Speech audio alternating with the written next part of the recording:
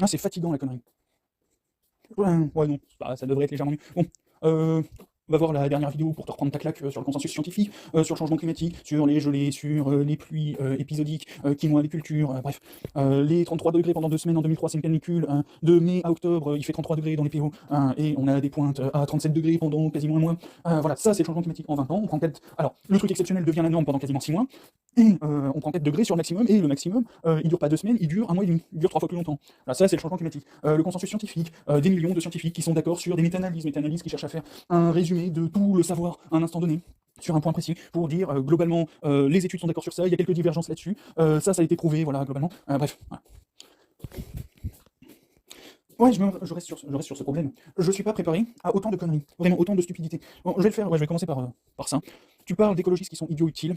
La réalité, c'est que c'est les climato-sceptiques qui sont idiots utiles. En gros, pendant 50 ans, les scientifiques, depuis les années 70, les scientifiques sont en train de dire on est en train de se suicider, si ça continue comme ça, l'espèce humaine va disparaître, la biodiversité est en train de disparaître. Voilà, ça fait depuis les années 70 que tout le monde, que tous les scientifiques sont en train de hurler qu'on va disparaître, qu'on va s'éteindre en tant qu'espèce si jamais on continue les conneries comme ça. Ce qui s'est passé, c'est que les industriels ont fait la même chose qu'avec le tabac. Ils ont pris les scientifiques, ils ont pris les politiques, et les ont mis le plus loin possible à l'aide d'un système de lobbying au niveau des politiques. Si bien que les politiques ont écouté les industriels, plutôt que les scientifiques, et résultat, voilà, notre maison brûle. Littéralement. Encore une fois, les feux en Australie, les feux au Canada, les feux tout le temps, les gigafeux au Canada qui font la taille de la France. Voilà, c'est ce genre de truc. T'as la surface de la France qui brûle au Canada quasiment tous les ans. Ça n'est jamais arrivé. On n'a pas de traces écrites humaines qui relatent ce genre de phénomène. Mais non, le réchauffement climatique, ça n'existe pas. Bref, en gros, ce qui s'est passé, c'est que les industriels ont fait la même chose qu'avec le tabac pour le changement climatique. Et comme pour le tabac, si actuellement le tabac est en vente et le cannabis interdit, c'est juste que le cannabis ne rapporte rien aux industriels, là où le tabac rapporte des trucs aux industriels. Parce qu'en réalité, en termes de dégâts sur le corps, en termes de dégâts sur l'addiction, le cannabis est une des substances psychoactives les plus gentilles, là où le tabac et l'alcool sont à peu près au même niveau que la cocaïne, en gros, voire peut-être même un petit peu plus intense. La cocaïne ou l'héroïne? Le plus gros des deux. Bref, normalement c'est l'héroïne le truc le plus violent, et la cocaïne qui est à mi-chemin entre l'héroïne et le cannabis. T'as l'alcool et le tabac qui sont autour, avec des dégâts en comparaison de la cocaïne. C'est le même niveau d'addiction, sauf que le tabac et l'alcool font beaucoup plus de dégâts que la cocaïne.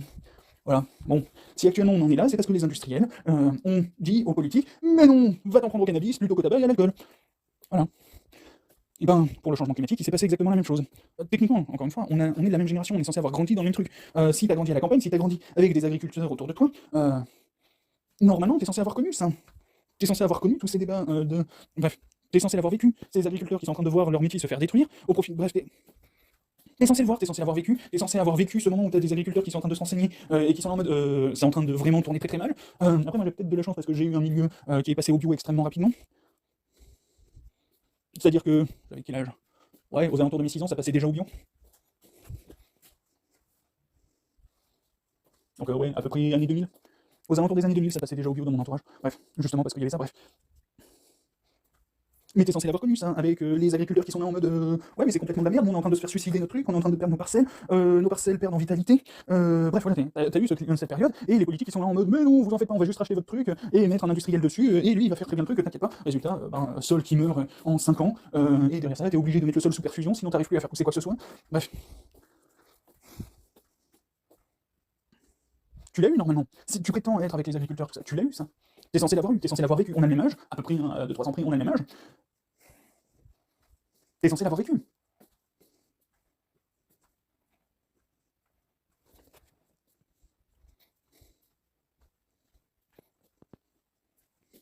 Bref. Donc, oui, les industriels, en prétendant, enfin, en faisant du greenwashing, font des actes pour prétendre agir pour l'écologie, mais oui, en effet, c'est de la merde, mais c'est seulement parce qu'ils ne font que prétendre pour maintenir un maximum de profit aussi longtemps que possible, en réduisant autant que possible les investissements réels qu'il faut faire au regard de la catastrophe qu'on est en train de se prendre. Bref, pour les solutions permaculture. En version très simple, opération forêt vierge, je vais le dire comme ça. Il nous faut des arbres pour organiser. Alors en gros, il faut faire des strates d'arbres pour retenir l'humidité. Si on arrive à retenir l'humidité, oui, on va se prendre un changement climatique, oui, on va passer à 40 degrés pour la majorité de l'année.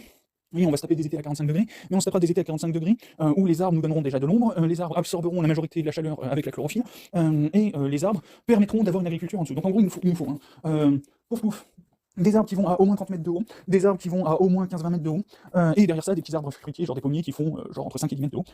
Et en dessous de ça, tu mets toute ton agriculture. Derrière ça, il faut passer en mode forêt comestible. Alors, un mélange entre la permaculture, la forêt comestible et l'agro-ingénierie, je vais l'appeler comme ça. En gros, le fait de contrôler l'agro-architecture. Ouais, ce serait déjà un petit peu plus juste. En gros, contrôler la faune et la flore. Ouais, contrôler la faune et la flore, tout en lui laissant autant, enfin tout en laissant autant de marge que possible à la faune et à la flore. Nous, la seule chose qu'on a à faire, normalement, une fois qu'on a installé le truc, la seule chose qu'on a à faire, c'est renouveler les légumes et les trucs saisonniers, les trucs qui doivent réellement être replantés.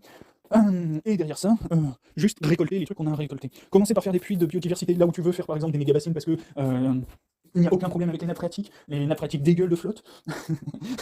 Voilà. Bon bref, là où tu veux faire des méga-bassines, en fait il faut faire des méga-bassines de biodiversité. C'est là où en gros, il faut commencer par faire ça, plutôt que de faire des méga-bassines, en gros tu vas faire des îlots avec justement de forêt, tout ça. Alors techniquement il faut le faire en fonction du niveau de la pente, tu te mets en haut d'une pente, tu fais un système de pseudo-mare, sauf que la mare en fait ça va être les arbres.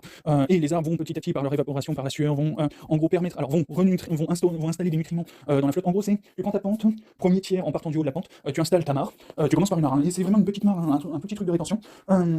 Dans laquelle tu vas installer, enfin autour de laquelle tu vas installer des arbres, plein de trucs qui vont petit à petit re-remplir la mare, réétouffer la mare, faire disparaître la mare, mais la mare va rester structurellement en tant que système de rétention d'eau, et c'est juste que l'eau va se maintenir en dessous du sol, et petit à petit l'eau finira par se réécouler en dessous, sur les deux derniers tiers de la pente, sur les deux derniers tiers de ta vallée, et ça va renourrir le sol. En gros, si tu fais ça, que tu couples ça à de l'agriculture à peu près bien foutue, globalement tu vas maintenir un nombre de nutriments suffisant dans le sol pour pouvoir faire de l'agriculture quasiment en permanence. Tu as juste besoin d'installer un système de jachère à l'ancienne, une fois de temps à autre, mais globalement si tu fais ça, normalement, ça devrait à peu près bien se passer. Et derrière ça, il faut réaugmenter le nombre d'arbres, encore une fois, voilà, c'est les différentes structures d'arbres, et petit à petit, en gros, redensifier, en gros, repasser en mode forêt vierge, redensifier la quantité d'arbres par hectare, et derrière ça, ça demande, enfin encore une fois, voilà, le seul résultat, le seul entre guillemets problème, c'est qu'il faut littéralement un agriculteur par hectare pour aller récolter absolument tout ce qu'il y a récolté sur l'hectare. Mais normalement, c'est pas censé être un problème. C'est littéralement hein, le concept pour les agriculteurs, c'est passer 5 ans à faire son master en biologie spécialisée pour l'hectare que tu vas gérer, et derrière ça, faire des randos tous les jours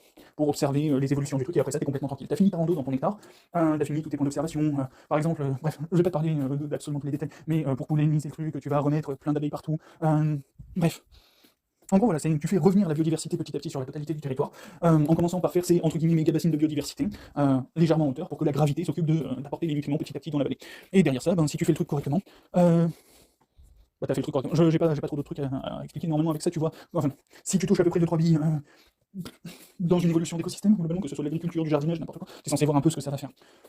T'es censé voir le concept, t'es censé voir ces méga bassines de biodiversité, quand tu plantes les arbres, les grands arbres petit à petit, quand tu les plantes, t'es censé voir la rétention d'eau que ça fait par exemple dans des vallées, bref, t'es censé voir avec la canicule tout ce que ça peut apporter comme fraîcheur, bref. Normalement, si tu touches 2-3 trucs juste que je viens de dire, c'est censé être suffisant. Bref, ça c'est le premier point. Deuxième point, réduction. Alors ça c'est le point pour l'agriculture. Mais il va falloir réellement, pour répondre à ça, il va falloir augmenter drastiquement le nombre d'humains en gestion par hectare. Enfin, en gros, il faut un humain par hectare géré. Mais derrière ça, normalement on a moyen de ne pas avoir besoin de contrôler absolument tout le territoire. C'est pas une obligation. Bref. Derrière ça, réduction du niveau technologique pour tout ce qui peut être réduit technologiquement. Par exemple, si on couple, alors comme l'expliquait Janko, il faut, non j'ai oublié ce que je voulais dire. Ouf. Bref, une réduction du niveau technologique. Ah oui, ouais, si, comme disait Janko, ce qu'on s'est pris pendant le Covid, en termes de réduction d'activité, il faut qu'on fasse ce niveau de réduction chaque année jusqu'à 2050 pour arriver à la neutralité carbone. Réduction du niveau technologique autant que faire se peut. Si par exemple tu utilises ta voiture, maintenant tu utiliseras au choix un tram ou un vélo. Ou un TER ou un train, bref, ça dépend de la distance que tu es censé vouloir faire. Suppression de la voiture au maximum. La voiture, techniquement, ça sert à rien. Littéralement, hein, sur ce genre de truc. Soit t'es en ville, et dans ce cas, alors, je vais pas parler de la ville pour l'instant, mais en version très... Ouais, non, je peux pas parler de la ville comme ça en 3 minutes. Bref, réduction au niveau technologique, autant que faire se peut. Plus tu réduiras le niveau technologique, plus tu réduiras la demande d'énergie pour maintenir ce truc que tu veux maintenir. Par exemple, le déplacement. Si tu réduis vélo, cheval ou train, chemin de fer, globalement, tu n'as pas besoin d'entretien. Enfin, tu n'as besoin d'un entretien que très minime, et maximum une centrale par département, très grand maximum, hein, peut-être même par région pour maintenir l'alimentation du train. Ça dépend de quel genre de truc tu prends. Et du coup, si tu fais ça, bref. Autre exemple, pour génération de l'électricité, tu pars sur des tours solaires par exemple. Le niveau technologique, c'est des miroirs qui regroupent les rayons solaires vers un seul et unique point. Globalement, dans l'Égypte antique, ils auraient très bien pu faire des tours solaires. Tu prends leur pyramide, hein, tu mets des miroirs qui pointent vers le haut de la pyramide, t'as ta tour solaire. Bref.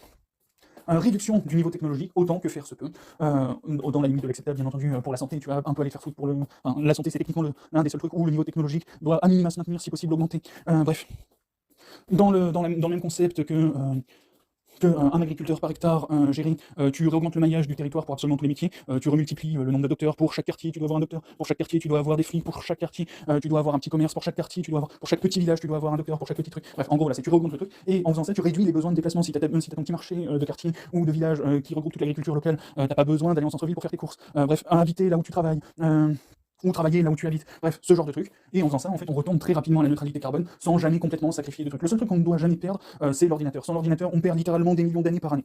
Bref, allez, tchuss.